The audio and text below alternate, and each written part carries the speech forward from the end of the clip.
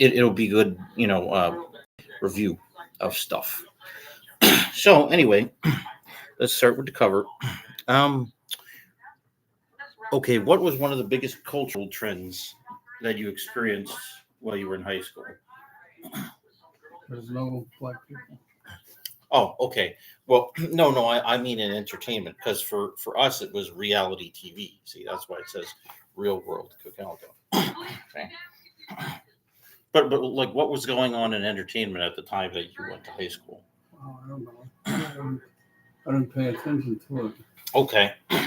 So you usually thought that that entertainment was like, boring and not your thing, kind of like me.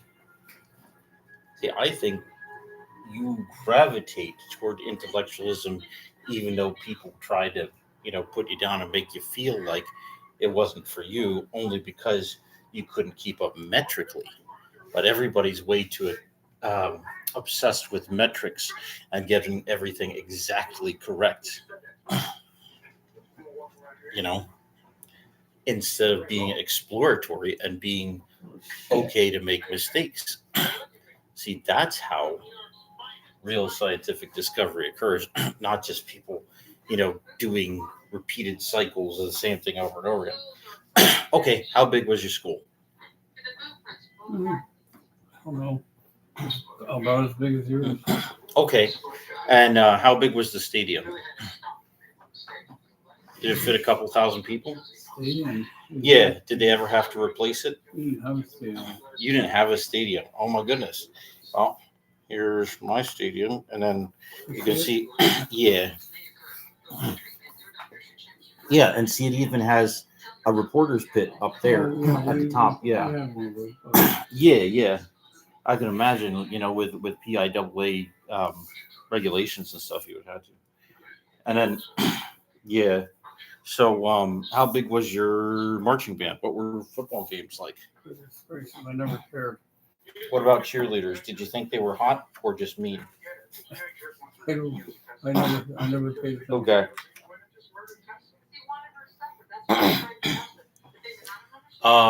Okay. Did you ever know somebody who was really popular, but nobody paid attention to them?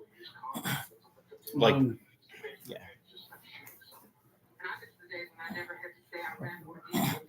Yeah, yeah, like really popular, but nobody think they could do anything academically, if you will.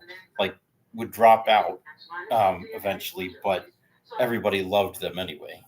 Loved their personality. You know a person like that? People who were popular in my school, they weren't very nice. Yes, but were any of them dropouts? No. Okay. All right, and also for the, did you have a multi-disability support room?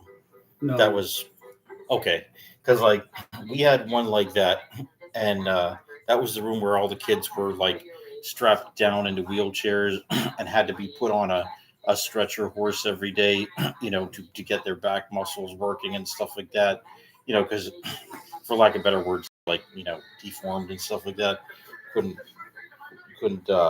walk at all for the most part without significant help. Uh, and those ones were the ones who they would retain as students until they were 21. I don't know if they even had that sort of regulation back in your day. For like the physically and mentally disabled kids who basically could not, communicate normally with the rest of the student body. Where would you put those people? Yeah, we didn't have them.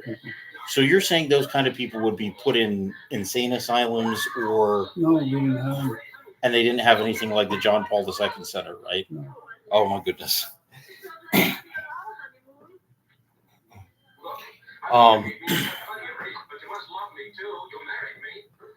Was there ever anybody who everybody knew that was learning disabled and even had like, sort of like a kind of like slurring of his voice and stuff like that, but like everybody still liked him as a person?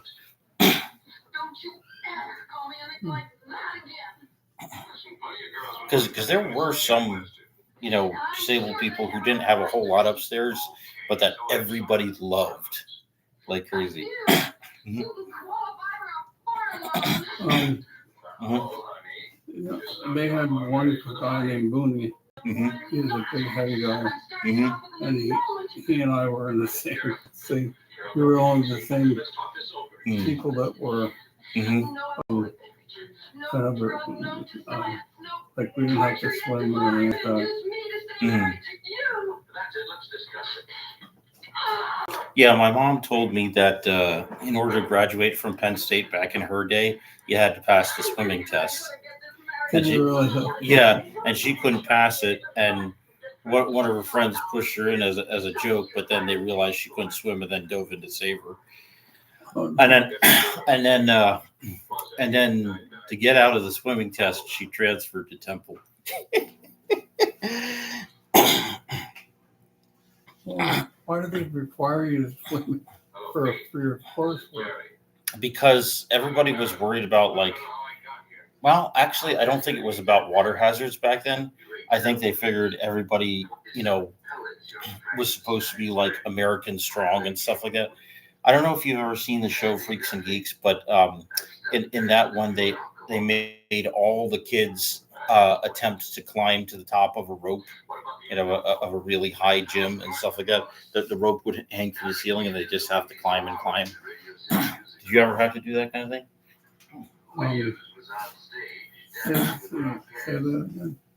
Did you ever have to climb the rope in gym?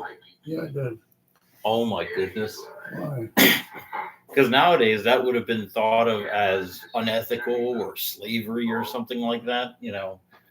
Just it would be thought of as way too shameful. All of that strengthening America, kind of stuff. I mean, we did do, the presidential physical fitness tests and stuff like that, but like, it wasn't like everybody was trying to join the army or something like that. They didn't have to, climb those logs or whatever and then jump down for the top. You know what I'm talking about? Okay, never mind. Okay, so who was your it girl for athletics? Oh, you didn't? We had a blonde-haired, blue-eyed, really fun-loving, kind of short and peppy it girl for athletics. Actually, we had several it girls in athletic stuff. What do you mean? Well, the most popular female, but I'm also adding the word athlete to the end of that phrase. So, who was the most popular female athlete in your high school? Or were there a couple who, tied for first place in that? I don't know. And these would be, the perfectionists who would be like in yearbook and student government and stuff like that. Of course, I mean, from their perspective, they wouldn't see themselves as perfectionists. They would just see themselves as trying to have fun, before high school was over. Because I mean, like, it went really fast for me. And then it's like, I never met anybody almost, because it was just like that. Everybody just seemed to forget about me for the most part. Was it like that for you too? Or did you just not connect with anybody in high school to begin with? I never connected with anybody. Nobody really wanted me there. Yeah. So when did you stop going to the special school and go to the Governor Mifflin? Hi. Hi, how are you? Oh, that's okay. I have your medicine here for What? you. All right. Like 1970. Only one. Oh.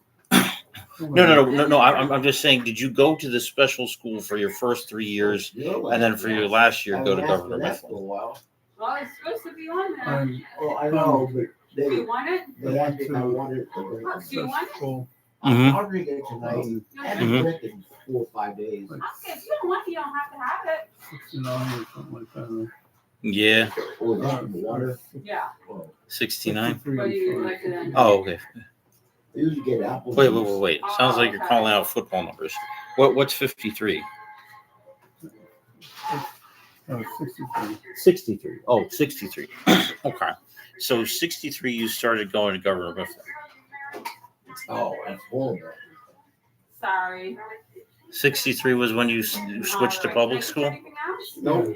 Oh, okay. All right, then I'll see you later on tonight with the rest of your medicine. All right. You bet. All righty then. I'll see you later. Oh, by the way, apparently in the 50s, I'm told they didn't have any fat girls. Did you have any fat girls in your class? I had a bunch, and a lot of them were really nice, often nicer than the skinny girls. What do you think about that? Hey, did you have any nice fat girls in your class? Not that I know Okay. And what was the state of women's liberation at that time? of. Well, it wasn't, I don't think it took hold until later. Until when? The 80s? No, I don't think it took hold that much until later. Yeah. Well, Roe v. Wade was in the 70s, wasn't it? I don't know. Okay. When was Roe v. Wade decided? January 22nd, 1973. All right. 410 U.S. 113 was a landmark decision of the U.S. Supreme Court in which the court ruled that the Constitution of the United States protected the right to have an abortion prior to the point of fetal viability. Wow.